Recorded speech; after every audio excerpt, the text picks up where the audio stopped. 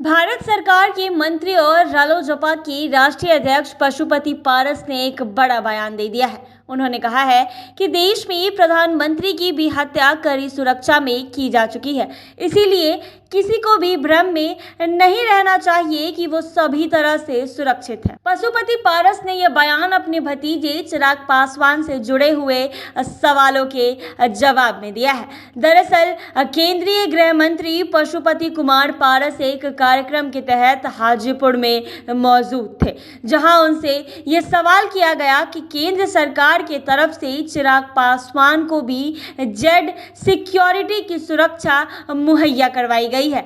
उनकी सुरक्षा को लेकर केंद्र सरकार के तरफ से काफी ध्यान दिया जा रहा है, जिसके बाद पशुपति पारस ने जवाब देते हुए कहा कि शायद आप लोग भूल गए हैं कि इस देश में इंदिरा गांधी की भी हत्या कर दी गई थी। आपकी फिटनेस का राज क्या है? एशवेल ड्रेस, ये एक ही बोतल में है। Stress, weakness, acidity, obesity, hair fall, skin की हर परेशानियों का एक ही हल। एशवेल लाइफ, डायबिटीज फ्री लाइफ।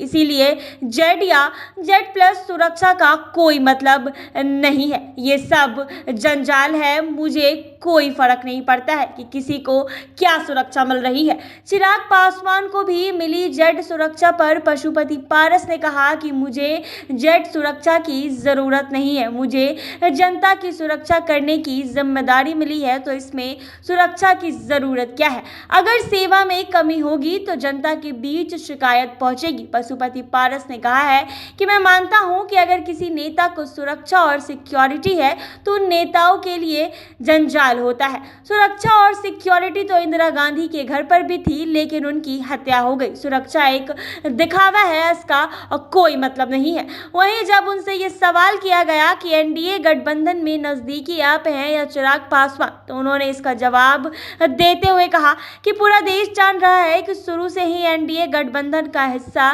कौन रहा है।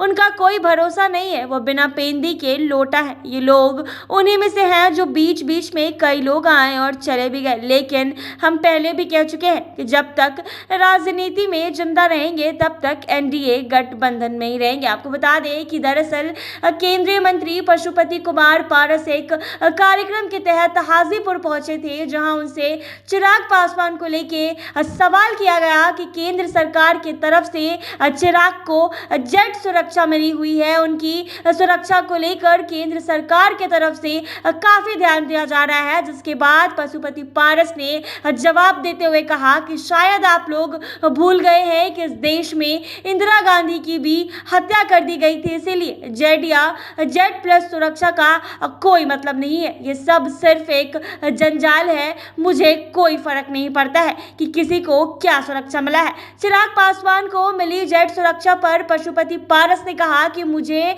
जेड सुरक्षा की जरूरत नहीं है, मुझे जनता की सुरक्षा करने की जिम्मेदारी मिली है, तो इसमें सुरक्षा की जरूरत क्या है? अगर सेवा में कमी होगी तो जनता के बीच शिकायत पहुंचेगी। पशुपति पारस ने कहा कि मैं मानता हूं कि अगर किसी नेता को सुरक्षा और सिक्योरिटी है तो उन नेताओं के लिए जी का जंजाल होता है। आपको बता दें कि पशुपति पारस ने चिराग पासवान को लेकर एक बार फिर से बयान दे दिया है।